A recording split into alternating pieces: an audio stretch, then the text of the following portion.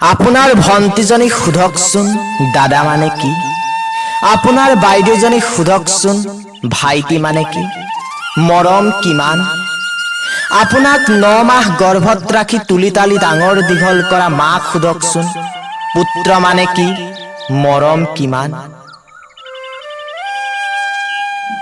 যেতিয়াই ছোৱালী এজনী চকুৰ আগেদি পাৰ হৈ যায় আমি কিয় কওঁ মাল?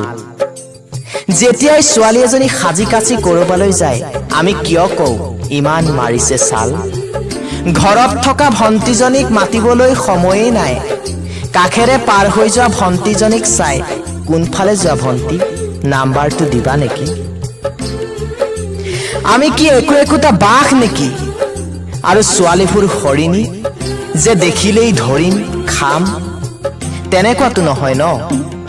যদি নহয় তেন্তে আহক আমি নাৰীক সন্মান কৰো। যদি আমি বাইদেউ ভণ্টি চিনিয়েই নাপাওঁ, নাৰীক সন্মানেই কৰিব নাজানো, সেই দেৱী মূৰ্তি মা লক্ষ্মী মা দুৰ্গা বুলি কৈ পূজা কৰি থকাৰ অৰ্থ কি? নিউজটো চাবই নোৱাৰি, ইফালে চুৰি কাণ্ড ডকাইতি, সিফালে ধৰ্ষণ হত্যাকাণ্ড।